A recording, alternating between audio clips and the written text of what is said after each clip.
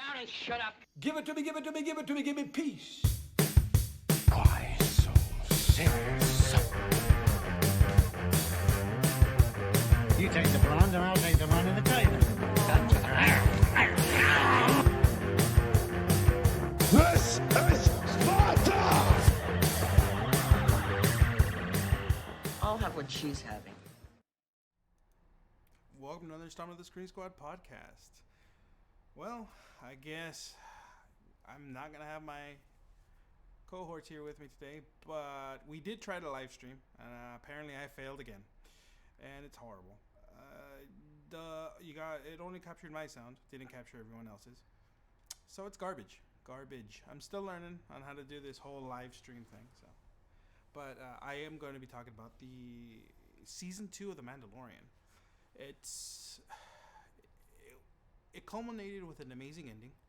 I know Edgar didn't favor the bad, the CGI, although it didn't take me out of the episode or the series. It actually, I didn't care about the CGI on it. I love the fact that they used the character, Luke, and that they brought him into the Mandalorian universe and actually will put the Mandalorian into that whole saga, and that at one point get in contact with Luke, and there was some form of contact there, and it was just the whole from season 1 to season 2 you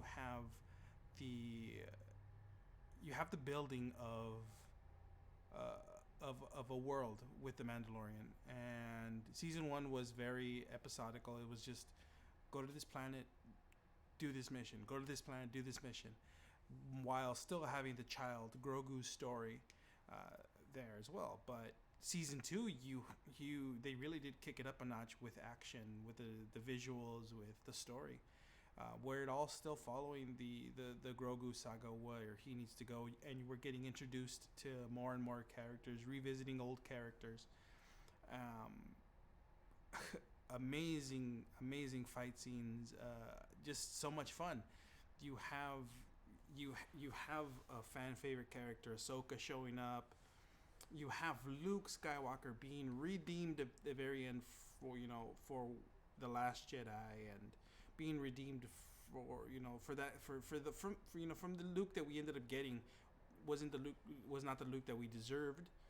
The Luke that we all wanted to see, and I think that's what's capturing the world right now, is the fact that you're revisiting a youngish Luke, after Return of the Jedi.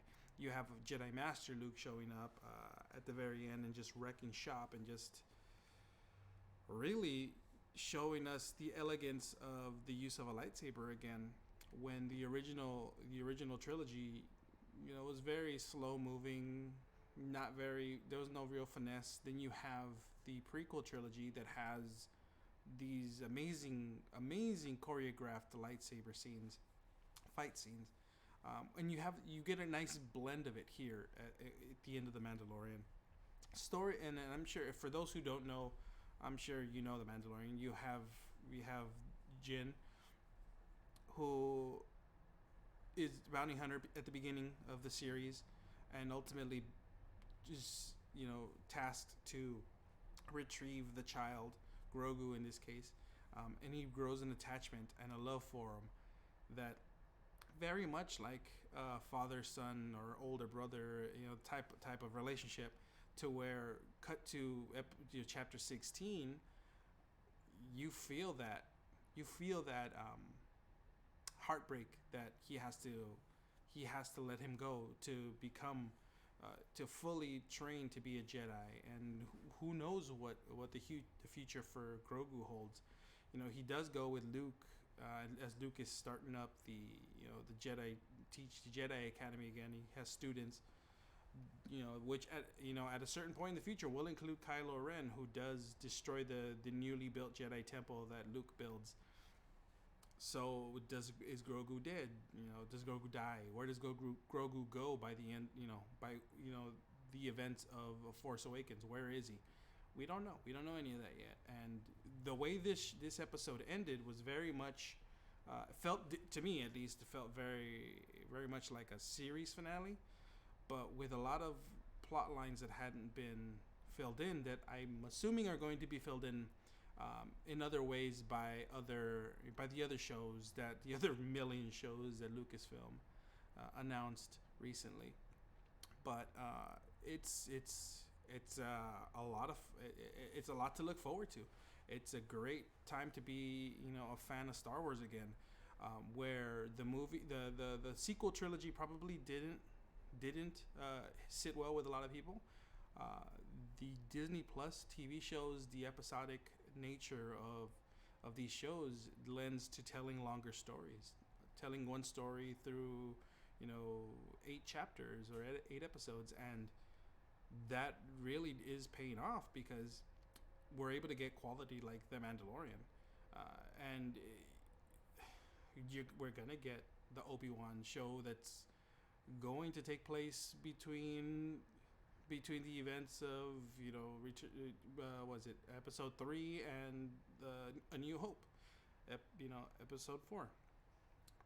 So there's still a lot to dive through. I know that Clone Wars, I know a lot of the Rebels, a lot of the stuff told the stories, but now we're gonna get in live action. We're gonna get the translation of those characters to live action, which I am 100% excited for, and I'm also excited to see what the future holds for Mando, because by the end of this season, he is wielding the dark saber. He is the technically considered the ruler of Mandalore.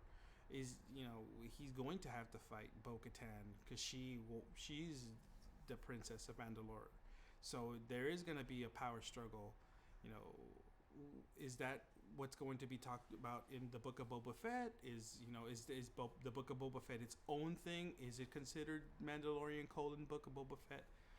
All I know so far is that you have Robert Rodriguez coming back to produce alongside Dave Filoni and Jon Favreau. That's pretty much all I know. That's all that's been said. But they also said that Mando season 3 is coming Christmas. Could that be alongside it? I don't know. We'll see. We'll have to see. But the future is bright for Star Wars and Star Wars fans. Being able to watch this at home, although I would love features, this does sit well with me, and it is working. It is doing what we'd want. It's telling the stories, and it's doing it amazingly. And if you have yet to see The Mandalorian, you're missing out. You really do need to check it out. Subscribe to Disney Plus. Check it out. You not only that, you're gonna be getting Marvel stuff soon. So if the Marvel stuff is half as good as what The Mandalorian has given, we're in for a treat in 2021 with all the TV shows being released. So maybe one year is Star Wars, the other year is Marvel, one year Star Wars. So it's gonna be a fun ride, and definitely check out The Mandalorian. Props to Jon Favreau and Dave Filoni for being able to tell these stories, and to bring the characters that we've seen and grew up with, and giving them justice, and not trying to subvert expectations, and really just in embracing the lore. And I think that's the whole point, that it's all working really well. Thank you guys for watching. This has just been a quick clip, quick little summary of why my love, why I enjoy The Mandalorian, and maybe I'll do more of these.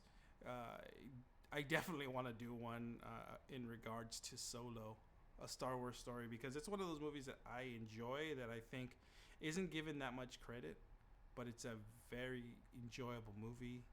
So maybe one day I'll do that. And on that note, this has been Vinny, and please like and subscribe and enjoy the content.